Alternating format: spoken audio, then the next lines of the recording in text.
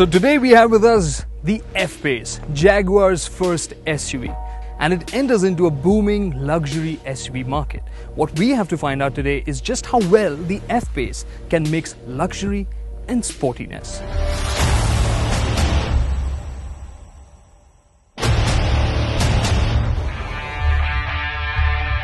At the wheel, there is a definite sense of purpose. You can feel that Jaguar had a very clear vision about how the F-Pace should feel like to drive.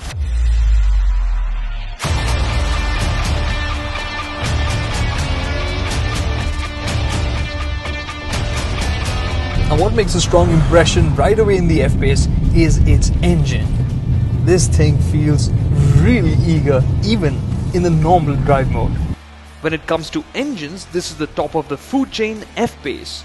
It has a 3-litre V6 diesel engine with 300 PS of power, which means it leads the segment in terms of punch by a healthy margin. And that isn't all. They say it's got 700 Newton meters of torque at 2000 RPM, and the way it's willing to just tug ahead really does make it feel that way as well. And yes, the torque figure is class leading as well. A 4000 something RPM shift light isn't particularly aggressive, but the engine enjoys revving its way up there. The 8-speed gearbox is also eager and just makes the progress that much more snappy. The athletic nature of the F-Pace isn't limited to its engine. With these wide and sticky Pirellis, this cat has quite a footprint, and it claws into the tarmac viciously. But if you are in the mood for some fun, switch to the dynamic mode.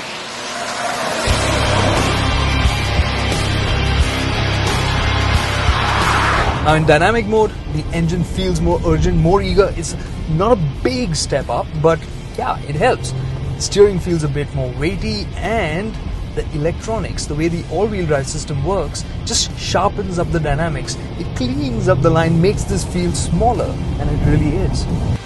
So, with the right amount of power going to the right wheels, the F-Pace hides its weight quite well. But it can't make it disappear. For that, it would need some help, which is missing on this R-Sport variant. Now this R-Sport variant that we're driving here doesn't get adaptive suspension. So when you're driving it really hard over less than perfect roads, you'll find that it ends up feeling a bit choppy. Attack tighter corners hard, and it suddenly feels like the F-Pace is carrying its weight a little bit higher than expected. And understeer kicks in. It is an easy mistake to make. Now the steering is weighted nicely and it is pretty quick to turn in, but it misses out on that feel and connect from the wheels. And when you do go in too hot, you'll find that the ESP cuts in too aggressively. So this is quite a playful cat, but it's yet to learn how to pounce like a pro. And what about going off-road? Well, we didn't try it, but with 213mm of ground clearance and an all-wheel drive system, the F-Pace should be game for a bit of mild rough roading as well. But for most people, what will matter is whether it's friendly enough on a daily basis. And it is. Now while you're just coasting around, what you will appreciate is the fact that the engine is really quite smooth and quiet at those low speeds. If we have a complaint about drivability, it's that the F-Pace is too eager. But when you choose to take the backseat, you'll know that comfort doesn't. Now overall the suspension is quite nice because the way it goes over really broken sections, potholes, over speed breakers is quite nice. It rounds off the edges, doesn't feel harsh, but it has an underlying stiffness to it. So when you're going over lightly broken tarmac, you can feel that rumbling inside the cabin. And well, on highways you'll find that there is a bit of body movement as well. It isn't as flat as you'd expect it to be. Then there's the way it looks, which is a mix of the Jaguar XF sedan and the F-Type convertible. So the face is sharp, with piercing eyes that pack LED headlamps with cornering functionality. There are static cornering lights as well to help at lower speeds. And there is a muscular look to the design from the side and from the rear.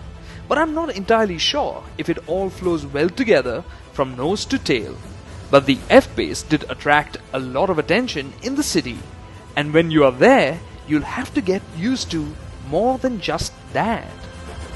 Now in the city, at first the F-Pace will take some getting used to because it feels quite wide. Which it should, because the F-Pace is big. It might be going up against Porsche's Macan, but it is wider than the Mercedes GLE. And in terms of length, it is almost as long as the Macan's elder sibling, the Cayenne. And that has obvious benefits.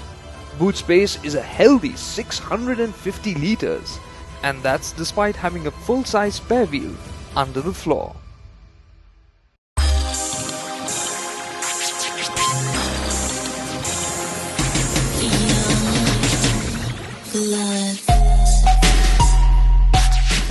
Now the nice little surprise in the second row of the F-Pace is the space. Just look at the amount of knee room on offer here. Nice supportive seats, though the contours are just a little bit narrow for me, but on the whole, very nice back seat in that sense, as long as you're sitting two abreast. For the middle passenger, you'll have this transmission tunnel and of course this aircon unit sticking out over here, which does come with separate temperature controls. For the two passengers, you've got vents here as well, and of course the cabin also ends up feeling quite a bit airy because of this large panoramic sunroof. And one more treat is that the backrest angle can be adjusted electrically. This is quite a familiar experience, as we've seen in other Jaguars, the way this touchscreen, the controls for the air conditioning, and of course the gear lever position, and the way they feel is very familiar, and not to mention the steering wheel. What is a bit different here is the position of the power window switches, which is up here on the door pad, like on the Land Rovers. The contrasting black and red upholstery for this R Sport variant looks smart, and the gloss black surrounds for the door handles is a nice touch. The F-Pace packs in a 12-way adjustable seat with memory functions. There's the Hi-Fi Meridian sound system, a 12.3-inch TFT LCD instrument cluster, and the 10.2-inch touchscreen infotainment system. One of the party tricks is that the display shows you how torque is split between the four wheels. Cool, huh? On the whole, this is quite well specced in terms of the screen's very nice sharp graphics, looks nice and clear, but on the whole the cabin just seems to miss a little bit of that specialness. And at 1.02 crore rupees ex-showroom for this R Sport variant, you would be right to complain as well. But you could have a more affordable F-Pace. The range starts from 68.4 lakh rupees for the 2-litre diesel variant, and it's stretching up to a pricey 1.12 crore rupees for the first edition.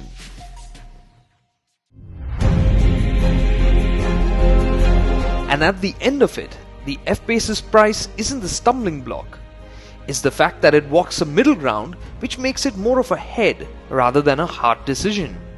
So if you are interested in Jaguar's F-Pace and you happen to be a keen driver, here's something that you need to remember. Yes, it is fun to drive, but it isn't the most engaging SUV or the one with the most finesse in the market today. For that, you'd probably have to step up from the R Sport to the first edition for the adaptive suspension.